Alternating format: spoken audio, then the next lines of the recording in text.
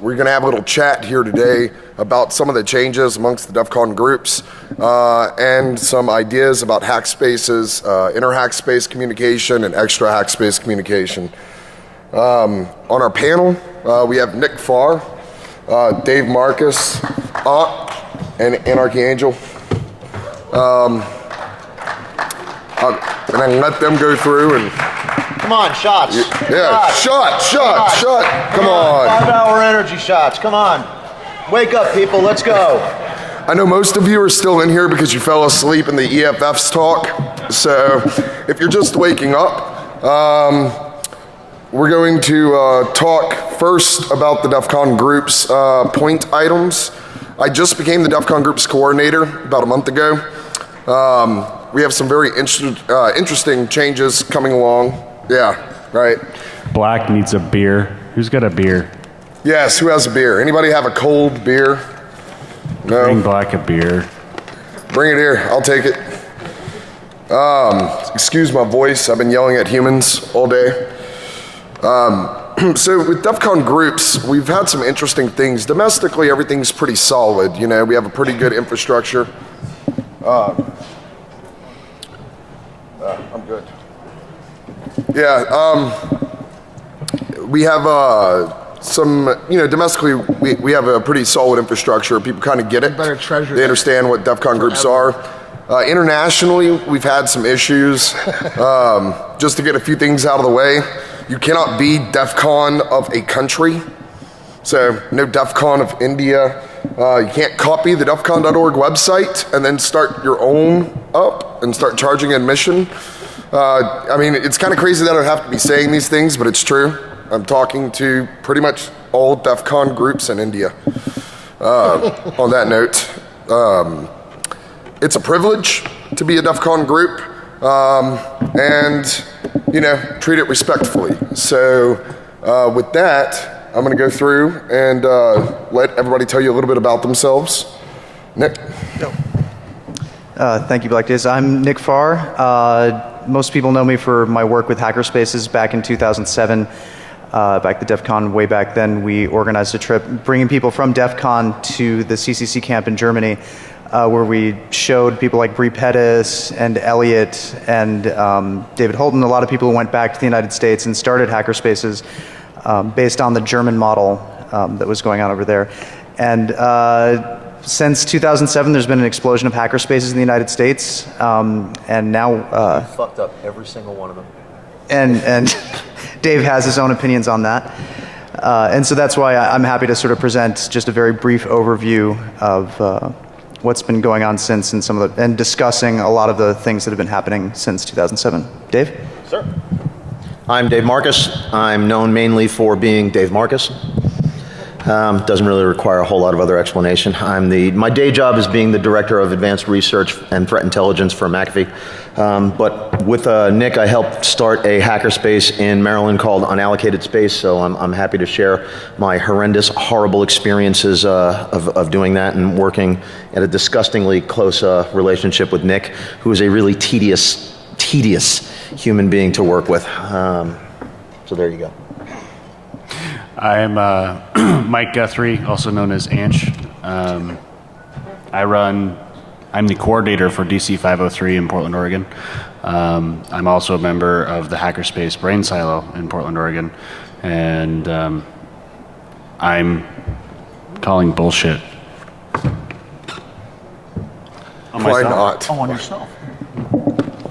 I'm Adam Espedia, also known as Anarchy Angel, and I run DC 414, which is a Milwaukee chapter of DEFCON, and I hack shit. Fair assessment.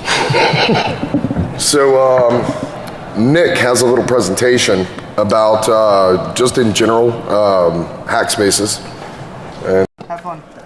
Yeah, tell me about Renderman's talk. What happened today? I don't do bullshit. You are the bullshit.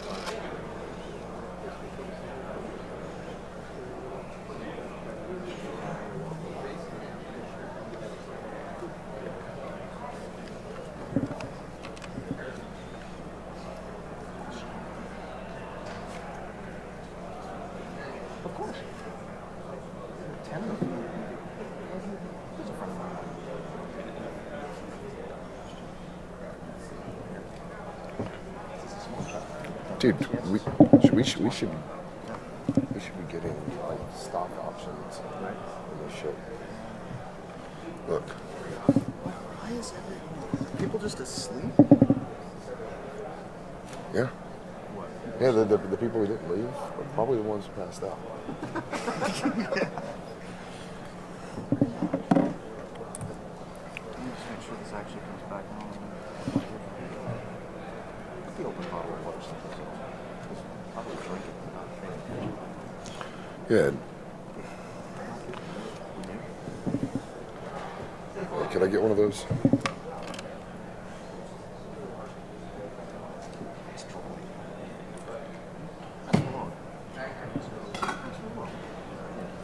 That's why we have these. Do we have, like, where's that showing up? It was showing up like a second ago. Is that showing up?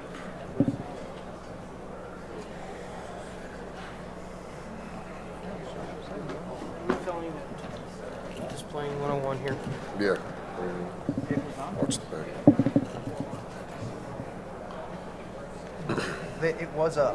I understand. I think it's real on the line out here.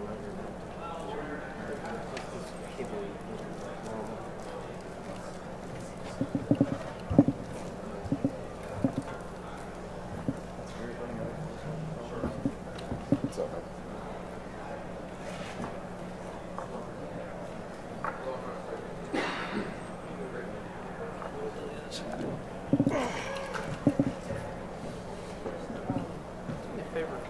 Plug it once. Unplug it and plug it back in. Yeah, count to 5. And I'll plug it back in. Yeah, plug it in and make sure it's swapped over. And then is there a function in the screen? Yeah, no, I mean, it's on the screen. Okay. We'll show you that it'll detect your display. I've been running into other dorky stuff, so I believe you. So.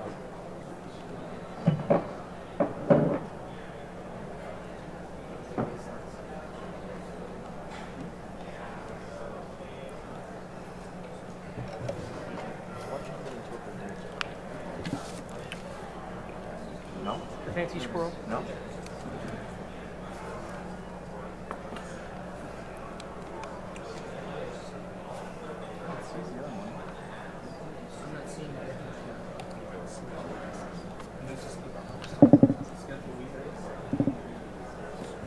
There you go. There you go. There That's you up. Go. There you You're go. up. Okay, now.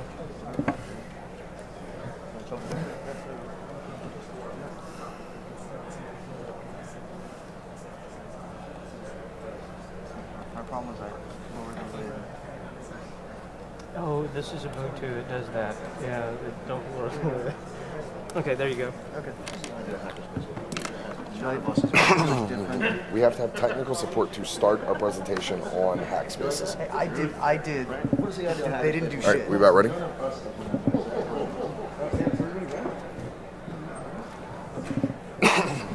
never do that. You never do that. You always go. All right. Hey, is that turned on?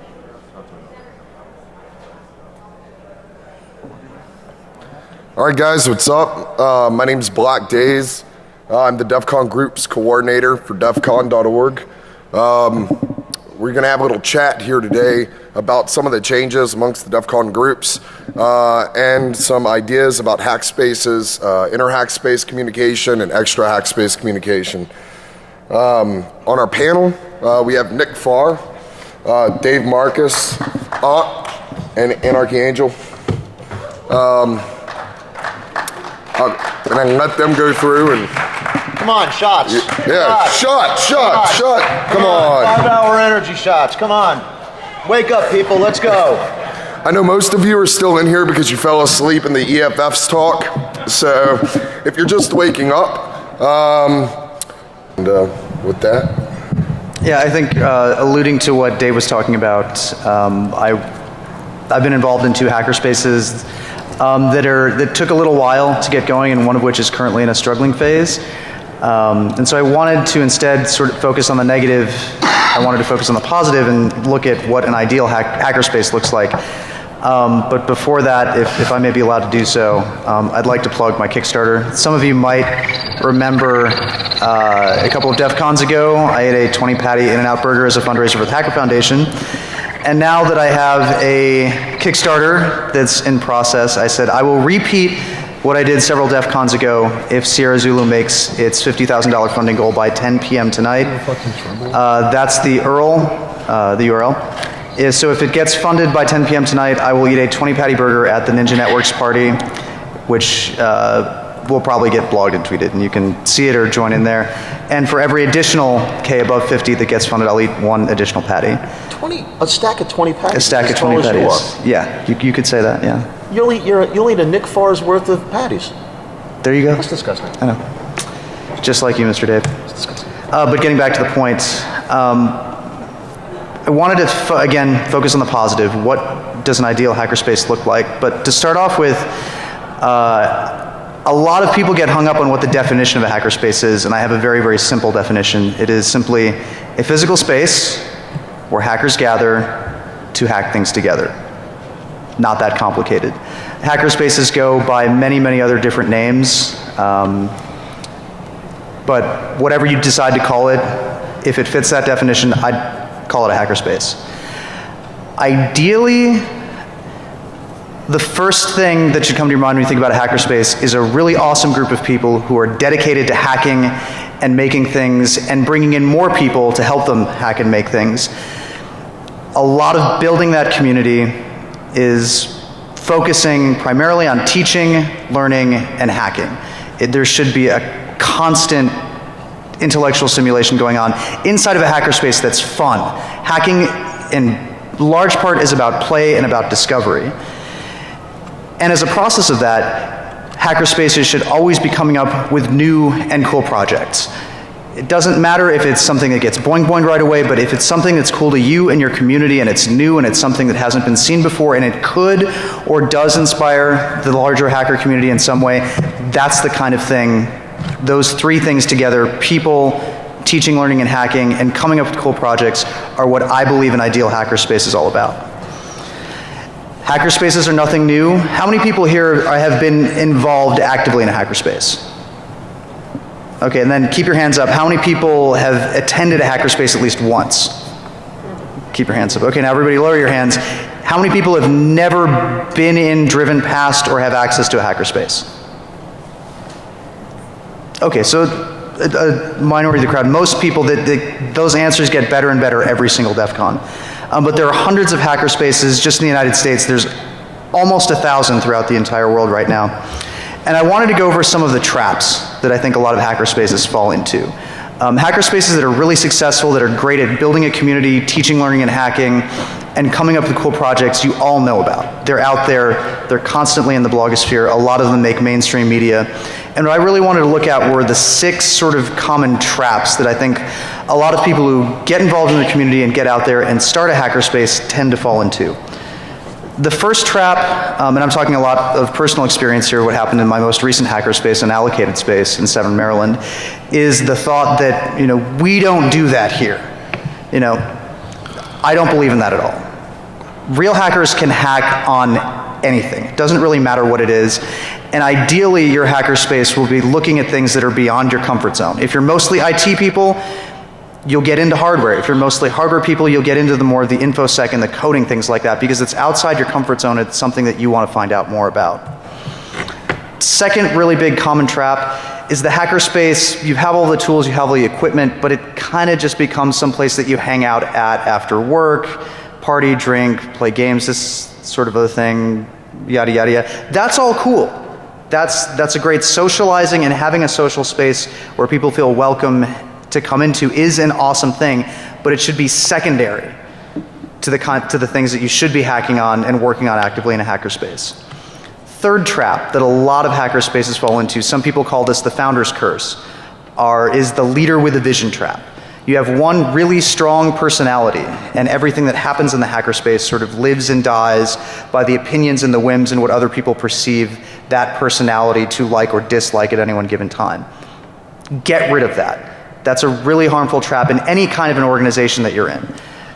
Successful organizations follow ideas and energy and passion. They don't follow people. And successful organizations welcome all sorts of different ideas, projects, and are always bringing in new people and new ideas and breeding off of that enthusiasm that comes when you have a constant supply of new and excited and talented and passionate people coming in the door. Again, single point of failure is the next big trap that a lot of hackerspaces fall into, where maybe it's not something where you have a bottleneck at the leader, but in various different administrative functions in your hackerspace, or there's one person that always does that one thing. Just like in real life, where you should have backups for everything and start eliminating single points of failure everywhere in your process, you should have backups for your key leaders and admins. One of the really big things, one of the first things they teach you in whatever kind of leadership class you're looking at is that the best leaders start training their replacement immediately, because that lets those leaders get up to the next level of whatever organization or movement or whatever it is that they're doing. They know that they can, one, disappear. You know, things happen to people. Accidents happen. People get burnt out. Everybody that's in a critical position, no matter what it is, if it's a critical project your hackerspace does, if it's the treasurer, if it's the person that's responsible for scheduling things, no matter what it is, if it's a critical function, that person should be finding and training their replacement right away. And then the second to last trap that a lot of hackerspaces fall into is what I call the Tasmanian devil trap. Some people refer to this as drama, some people refer to this as interpersonal conflicts, but regardless of all of that, if you're not learning, teaching, hacking, working on something, or figuring out what you're supposed to be working on, you probably shouldn't be in the hackerspace. So much energy gets burned up on everybody in the space discussing one particular personality who's creating a roadblock to teaching, learning, and hacking in a hackerspace. It's very simple. If it's clear that a person or a thing or whatever is not contributing to the hacking in a hackerspace, they should leave or they should be asked to leave. And then the final problem, which, like anything in life, is always a problem: how do you manage your resources? So many people try to solve a money problem by thinking about different schemes or things that they could do to raise money or different ideas, and that's the wrong focus. If you are having money problems, you should be thinking about how you can bring in more people, new ideas by doing different classes, events, working on cool hacks. If you bring people to your hackerspace, your money problems will disappear. And then that's the brief presentation that I wanted to give on my ideas this year at DEF CON.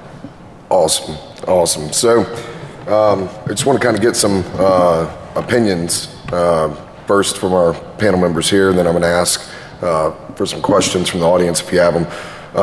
Anch, any type of tips or successes that you've come across, any little pitfalls, or but not just negative, like what's like some pro tips as far as going for a positive movement?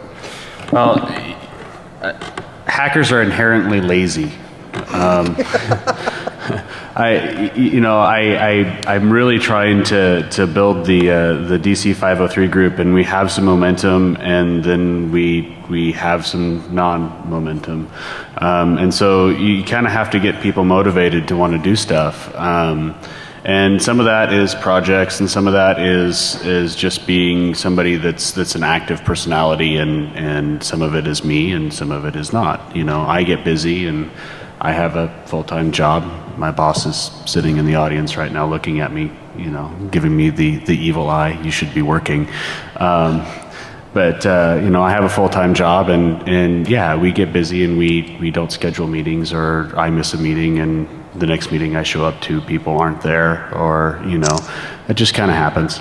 But so, being consistent becoming consistent is something that as a hackerspace, or even as a group, it needs to happen.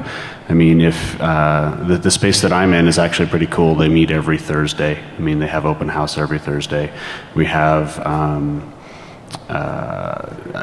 exploit night every Wednesday night, every other Wednesday night, something like that. It's pretty cool. But being really consistent and understanding that people are people and people get busy is really important. Fair enough. Dave? Yeah, consistency. One thing I think we kind of failed on from the beginning, and it's our own fault, is not having a lot of interesting classes that ran at a scheduled period monthly, right? So we would have weeks that were really, really active when we had a lot of people at the space, and then we have periods of time when it wasn't. So by not having a consistent schedule of doing something on a Wednesday night every single week, something on a Thursday night every single week, it defaulted to the clubhouse environment very, very quickly.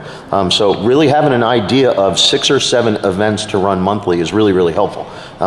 Whether it's a night dedicated to hardware, same night monthly, or same night weekly. Those kinds of things do a lot to bring people in on a consistent basis. And then make sure you pick your space correctly, where you physically locate it. Location, location, location, right? Being located next to a school is a good thing. Being located in industrial areas are a good thing, just because you get people who are kind of naturally hackery in certain ways, or that are in a scholastic area, you get lots of interest from students. If your space is located in the wrong area, you could be behind the 8 ball from the beginning. So location, consistency, and like Nick had talked about before, the financial model is a real big deal too. We tried a very different financial model at Unallocated, didn't we, Nick? A key holder centric financial model where the key holders were responsible for the financial running of the space, and everything was just donations. We had no membership or anything like that, and it was a good idea for some things and a really problematic idea in other areas. And you can't change your financial model in the middle of it either. Then you become the Netflix of hackerspaces, right? You change your financial model when you're not offering anything new. Everybody gets pissed off at you. And if you don't have anything new to offer, you don't have anything new to offer. So. Something else that's I found is really important is having space for people to actually work. The space that I'm involved in right now, it becomes cluttered really, really fast. I mean, you get donations of hardware and various pieces of stuff that people don't want, and you have people that don't turn it away. You become their drop point. Yeah, we had that same problem too. People would just drop CPUs off to us. Yeah, I'm not kidding you. I walked in the space one day, and there was a stack as tall as me of rack mount PCs that were worthless. And if you're doing technology disposal, that's real cool. If you're a technology disposal place, because then you can make money from the recovery of the circuit boards. But if you're not, what you are is somebody else's fucking warehouse. Yeah. And that shit takes up space real damn quickly. And when you've got 800 CPU towers, and you don't have a project you're working on? It's true. I mean, DC225, man, I could create a Google worth of Beowulf clusters. I mean, I have a metric shit ton of racks and rack-mounted servers. If I get one more Dell 2860, I think... We have a wall full of those huge CRT monitors and stuff like that, right? Yeah. And you don't want to turn it away because you may have a cool project you want to do with it. More often than not, it's going to be a big fucking wall of CRT monitors. You know, but if you make it into like an art project or something like that, it becomes interesting to do, but you don't have a lot of people that'll say, I'll take that big pile of hardware and turn it into an art project all the time. There's a reason corporations pay 20 grand to recycle a pile of crap. Or another thing that I kept saying, and I never had time to do myself, is if you've got a big pile of whatever it is, start taking it apart. Figure out how it works. You don't have to have a solid idea of what you want to do with it, but it's junk. Yeah, well, there you go. Smaller piles is better than, smaller piles is better. Smaller piles is better than bigger piles, and you learn something by taking anything apart, or just destroying it. Like how to get smaller piles of shit. Yeah, exactly. We had tried to rip apart the CPUs into the circuit boards and then tried to attach all the circuit boards together and try to make art out of them and stuff like that. And it's one of those things where, go to your consistency thing, right? It's a great project that everybody works on for 4 hours, and then nobody ever works on it again. And then it never gets cleaned up. And it never gets cleaned up. I'm of the considered opinion, a good hackerspace starts more projects than it ever finishes, right? Because it really should be about, starting cool projects and stuff. So it's not important that they necessarily get finished, but don't leave a fucking mess. Yeah. That's the clean your shit up after you're done is really, really important. We had a real problem with that too. Oh yeah. It's a real problem, and and that's where I think people get really pissed off at personalities. That's where your personality conflicts come in. Is you'll have some people who end up cleaning up the space more often than others clean, and that just causes resentment. It's like, don't let that fucker in anymore. He always leaves a mess, or such and such is drunk up in the loft again. Kick him out. The loft is an awesome project. You should talk about that. So Dude, the loft is awesome. Luckily for DC 414, we're still growing. We got maybe 20, 25 people. So back to consistency. I try to make every single meeting, no matter what's going on. I'll drop everything. But we also have it planned. It's the first Friday of every month, and it's been that way for the last 2 or 3 years, I do believe. And so I mark that on my calendar ahead of time. My bosses know this is what I'm doing. And then back to one of his points was don't make partying a priority. Well, we kind of do, but we don't do it at our meetings. We have 2 separate meetings. We have a technical meeting where we talk about technical junk, and then we have another meeting where we just get drunk and shit-faced. And we do that every month too, but the day for that is more fluid. Whenever anyone can get ready to get drunk, we'll all pick out a day. Quite recently, though, we've been doing. Yeah, quite recently we've been doing onto projects. We've been using our social gathering, which is essentially what I call it, for making a room in a haunted house, so that we go completely outside of the tech field a lot. We try, like for instance, making a haunted house. That's not something that, as far as I know, no other group is doing, which is kind of cool, I thought. And other than that, we just try to have as much fun as we can, and still learn something. At the meetings themselves, we don't usually take stuff apart or anything like that, but we try to have a presentation, a couple presentations at each meeting. And the presentations, reach from failing at web hacking to making hydroponic bays for plants. And plants. I love plants. Yeah, the Northwest.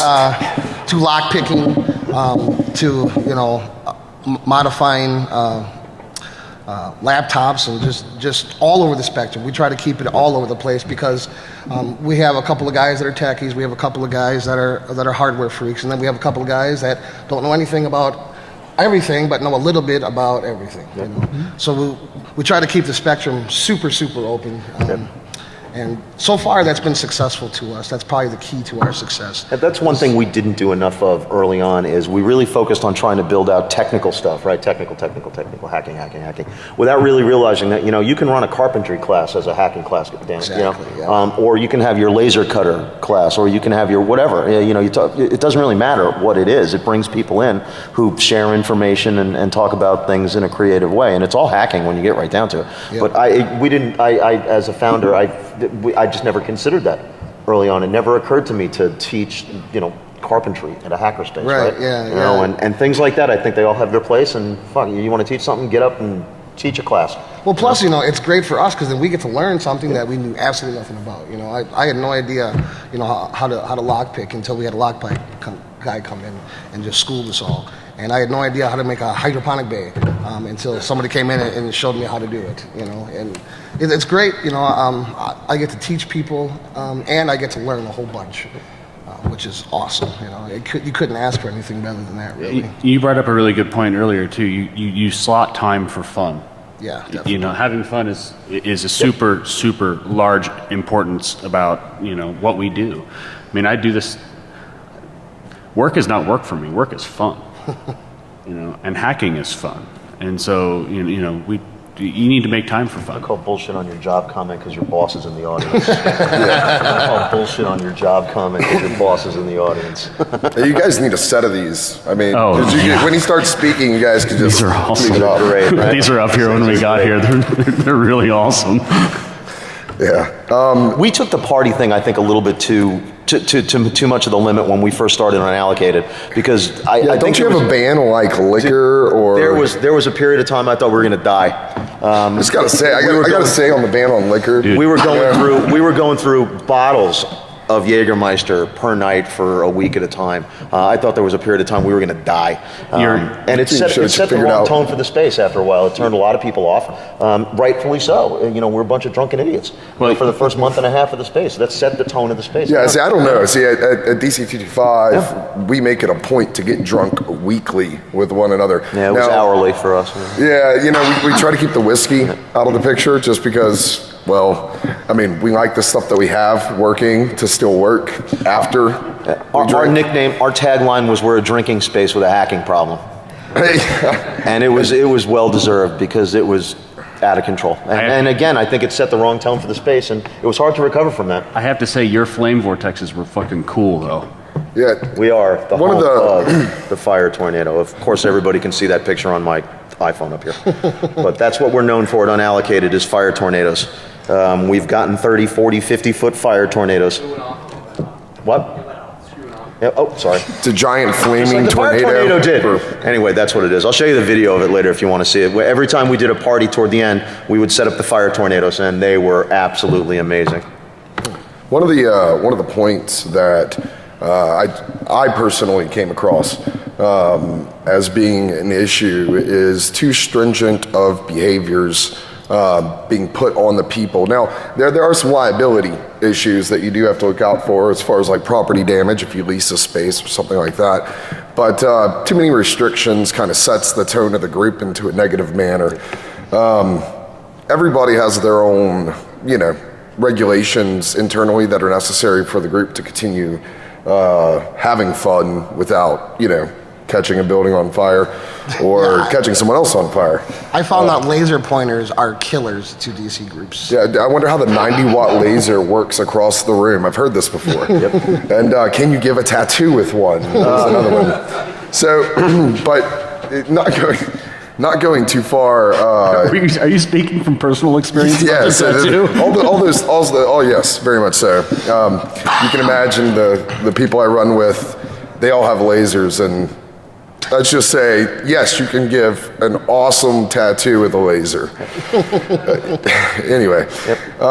The focus needs to be on, it can't be said enough, the focus needs to be on the projects and the hacking. That's right, no matter what it is. And the fun of it, it really is. If you focus on those kinds of things, you'll have a good hackerspace, but it's remarkably easy to have a screwed up hackerspace. It's remarkably difficult to have a functioning hackerspace. You would think they're completely different. Well, but one of the things that I've seen is it's easier to screw it up. The functioning spaces tend to get together more. Like the functioning spaces, for instance, interspace communication. I know that there's been some headway with other groups as far as getting VPNs connected, darknets connected. Chaos. To pull Chaos VPN stuff. Yep. And we'll talk about that and kind of give them an overview of that here in a second. But the idea kind of behind what we're working towards is to pull resources that one group has with the sort of a scheduling and job system to get pieces, let's say, machined that you don't have something to print that piece. You can schedule it with another group, pay for the substrate, and have it shipped to you.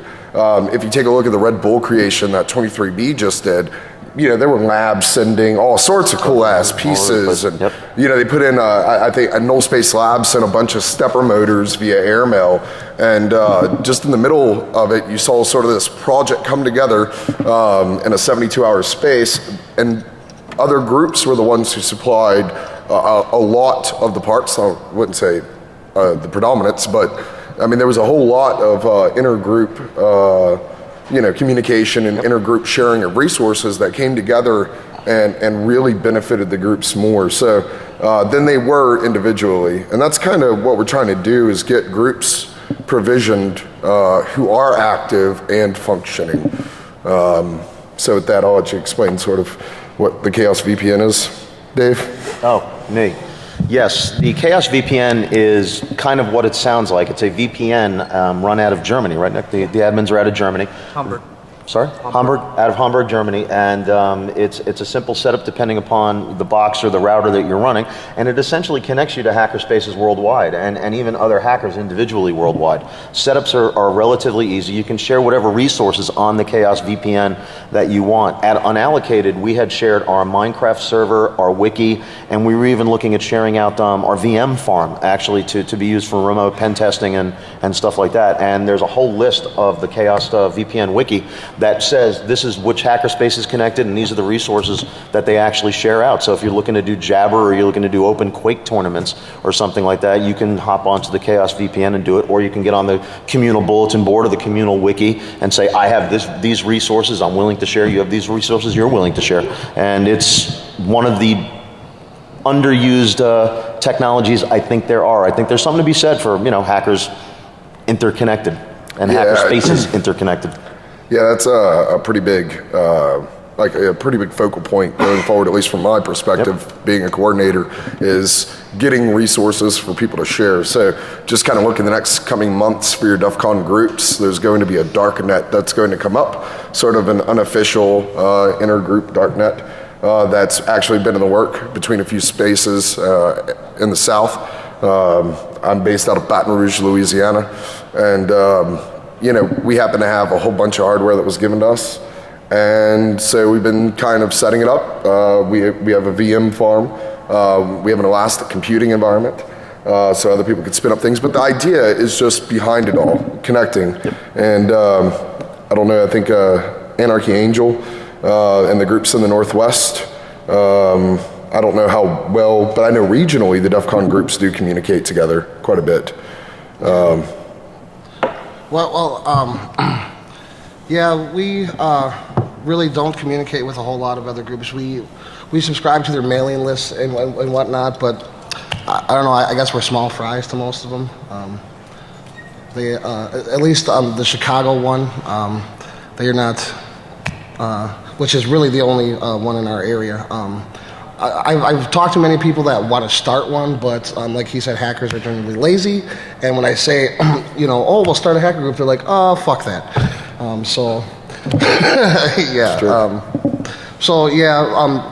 The only other major group in our area would be Chicago, and we just haven't had too much success in communicating with them. But that's probably mostly my fault because I haven't really tried.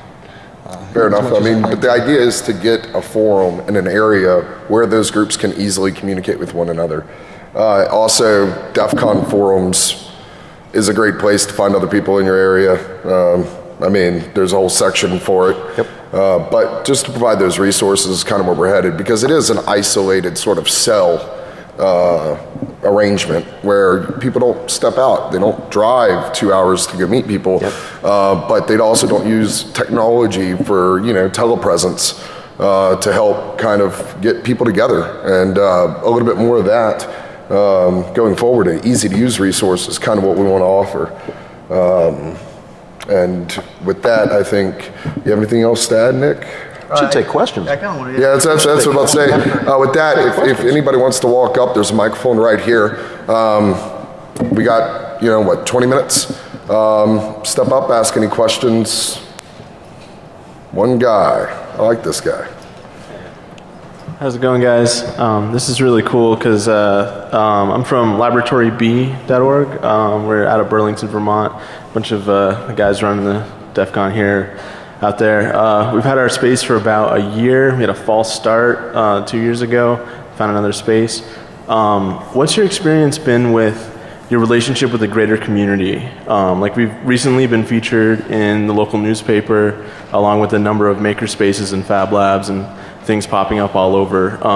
What are the best practices in terms of that relationship? How do you see that working?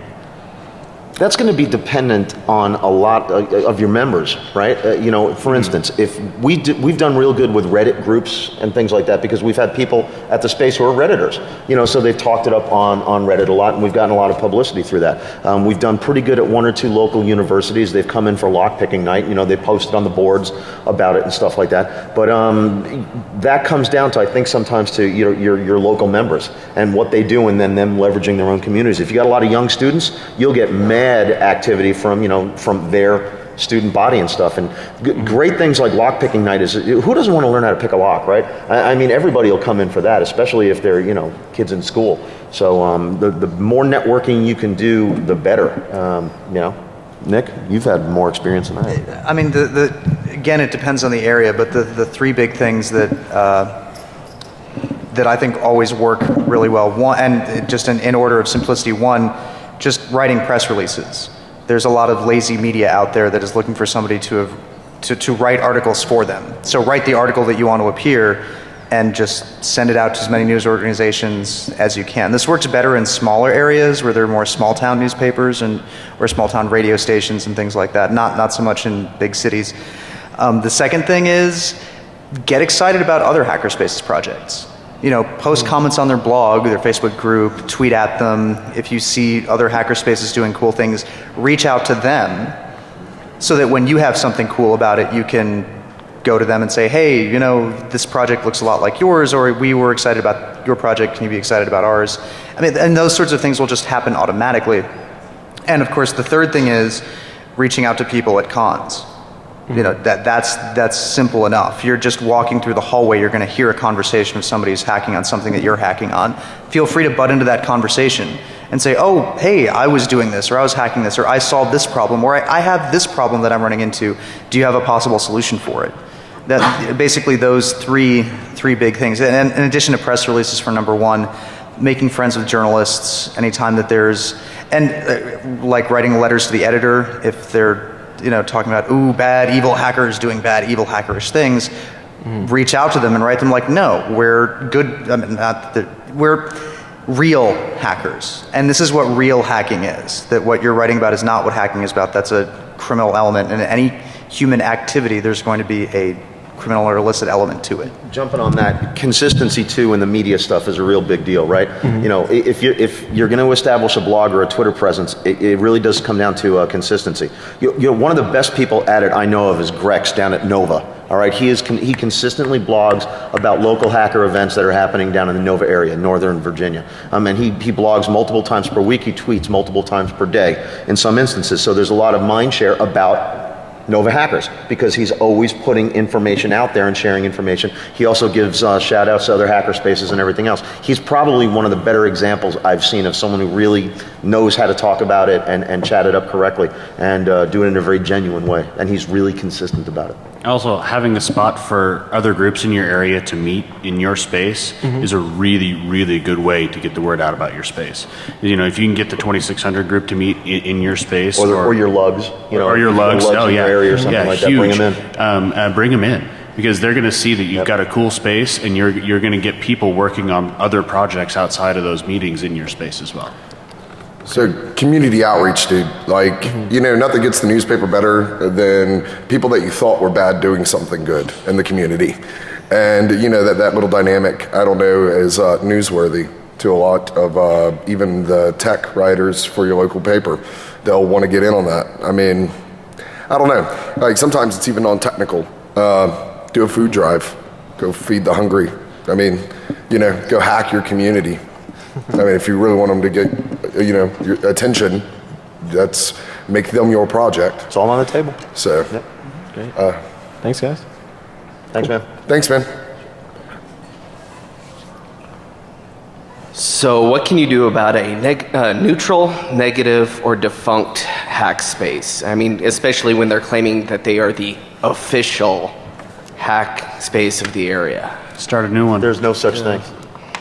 Yeah, I mean, so you're talking about spaces or groups? Break into their hackerspace and change their fucking locks. That's what you do. All right? So those tedious bastards can't get back into their building. Shut them down. Start your own space. Honestly, you start your own spin-off space. If you don't like the vibe at Hackerspace A, go and start Hackerspace B. Yeah, there is no special thing. I deal with this routinely. A group starts up in an area where there was a guy who wants to retain some sort of control over a group that really doesn't exist. Yep. And we always say first, communicate with them. But if they're being an ass, start your own. I mean, nothing works better than success at getting rid of the defunct ones. I mean, just one up them. It's the best thing that I got for it. I mean, does that answer your question? Yeah, pretty much. Yeah. Huh? I mean, you want to build a better hackerspace. You know, and then make a point of telling them that you're better than their hackerspace. By the way. The problem is that they're going to the press and places like that, and it's putting a bad environment in the area. Fight fire with fire. Go to the press back. Just hack. Yeah, say, hey, another one started up, and this is what we're doing. Build I mean, space and hack. I mean, you know, you don't have to go head to head. There is no official No such thing. hackerspace of anything. There's and if they go and that's the thing, if they go to the press and say we're blah blah blah blah, if they don't have anything to show for it, they're going to look like the charlatans they are. Okay. And they should be properly ridiculed by the rest of us. And in the meantime, while they're making fools of themselves, come up with something cool. Yep. Yeah, more than likely they'll end up on like attrition or somewhere like that, and things fall off quickly from there. And a lot of those go away after a while too, don't they? They fade off. They'll just burn out and die eventually. Anyway, it's been my experience is that they'll go away. right. You guys will still be there hacking it up. Cool. Dude, shot. Yeah. Gonna hit somebody hard. You're going to with hit those. somebody with those things, Dave. That's the goal. Yeah, I know, right? it's in the right zone, so I'm only gonna hit those two guys right there. So Pedestrian. I'm got still me. picking my next seat very carefully around here. Speak up. Sorry, I used to be able to speak before last night. When you started this conversation off, you had mentioned that you had gone to Germany to see what they did in their spaces. Can you tell us a little bit about how they are different, and maybe speak in terms of maturity and how their groups have evolved, whether they're more stable, whether they're accomplishing more, that sort of thing? As far as how they're different, I'd Google for something called the hackerspace design patterns. That's basically that will illustrate in essence what they do and how they're different. And it's not to say that what's going on in Europe as a whole, it's not like a shiny, rosy, happy paradise. They're just 7 or 8 generations ahead of where we are. And that's a real big deal. I was, Nick and I were talking about this before, I was in, the last time I was in Berlin, I went to Seabase for the first time, and they've been around for a while. So I don't want to say they have a roadmap, but it's a mature space. It's a mature space with developed areas and an established set of members and people that go there. So it's hard to say, how they've gotten there with the exception of maturity over the years, but it's a developed, dedicated area, but they're not all that much different template-wise, honestly, than unallocated or any of the other spaces I went to. They were different size-wise, but it was the fact that they had mature, broad memberships. And I really think at the end of the day, it's the people at the space that make the space, right? And that's probably what I would always default to, is the people will make a good space. So in a sense, what you're saying, there's a critical mass involved, that time has just allowed them, critical mass. Time has given them that opportunity to grow and create the critical mass that maintains them. Yep. But thank you. But I'll also add to that I think if you look at the growth patterns of hackerspaces in Europe and growth patterns of hackerspace in the US, we've grown much, much faster than anybody could have imagined. Going from 2 or 3 places that you could call a hackerspace to hundreds in the space of really 3 years is something remarkable. And the fact that, 2 or 3 two DEFCONs ago, a bunch of people were coming up to me and asking, like, how do we start a hackerspace? How did blah, blah, blah, blah, blah. Nobody asks that question anymore because it's something that's been done hundreds of times. You can Google this answer very, very quickly. And that's something that we have a lot to thank the Germans for the design patterns. And I think that we will get up to that level of maturity quickly. But right now we're sort of in the first kind of decline phase. With anything that grows very rapidly, you'll see a little bit of a decline before you get the next big acceleration in growth. Thank you. Thanks, man. Yeah, I'm SciTech from Alpha One Labs, and we're kind of in the trap of like the leader with a vision type of space. And it's worked out for us for 3 years in the way that we can maintain the space and keep it going, and there's not too much fluctuation financially. However, I feel like the people want to be more of a bazaar and branch out and just be their own entities, sort of. And I was wondering, what would you suggest to facilitate a a safe moving out of that type of role into more of a widespread facilitating space. I mean, we've even had the problem of someone leaving our space and starting their own space as well. So we'd like to accommodate that more type of thing. Yeah, I'll take it. I mean, projects fork. Hackerspaces fork. Forking's generally a good thing. It doesn't always happen for the best of reasons. It usually happens because there's a personality conflict, but that's good. There are now 2 hackerspaces where there are 1, 2 communities where there used to be 1. As far as, what the leader should do, it was a group of, say, 2 or 3 people who started hackerspaces and then were sort of nudged out or didn't feel comfortable or left for whatever reason. And that group now, I mean, we could probably have a panel discussion of 20 people who've been edged out of their hackerspaces for whatever, or felt like they had to leave their hackerspaces. In a lot of ways, if somebody, usually the people, the personality types that it takes to start a hackerspace are very strong personality types just to get everybody going, to plow through all of the obstacles that it takes. And then usually when that person is no longer needed to be in that sort of leadership visionary role, the best thing for them to do to let the space grow and mature is usually just to step aside entirely. Yep. And not go off and start a new hackerspace, but go and be a regular peon member of another hackerspace and let the hackerspace grow and mature in and of itself. People establish certain patterns at the beginning of any kind of a relationship, and for whatever reason, those patterns will persist. And until you feel that those patterns have been broken, it's usually better to just absent yourself. Cool. Thanks. Dude, thanks. Shot. Watch out. Yeah, incoming. All right, we have what, maybe 4 minutes? Or 2 minutes? Yeah, I'm actually going to pack up and leave. Okay. I gotta go to another talk, so. Okay, all right, 5 minutes. All right, next question. Yeah. I have a question for the newer. You want to come to my talk too? Let's go. I don't want to go to your talk. Go ahead, man. Yeah, when we talk about growth, especially for the newer groups, should they be taking more of a messianic approach of actually going out and trying to get members? Because the people that do want to be in a local, they're going to find the group. I mean, how much effort should really be put into growing the group? Well, all right, so like membership drives, if you will, kind of the things behind it. You can go out and we have a lot of people come to our group who drive for like an hour and a half because they really want to be part of something.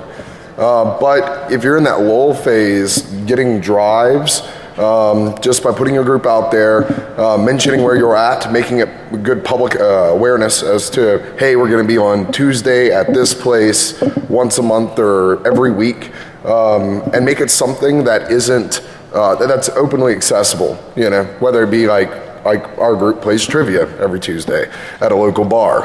And that makes a real sort of easy entry. And other people in the room hear you, they see you as a cohesive unit, and they kind of gravitate towards you. Let me add to that too, is look at non-hacker spaces, or non-hacker places, or non-IT places, right? I think one of the most important things to do is make hackers out of non-hackers, right? You take your non-hackers and turn them into hackers.